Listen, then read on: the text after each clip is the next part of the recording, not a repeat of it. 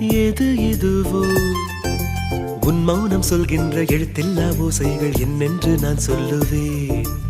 இது அதுவோ இது அதுவோ சொல்லாத சொல்லுக்கு இல்லாத வார்த்தைக்கு ஏதேது அர்த்தங்களே.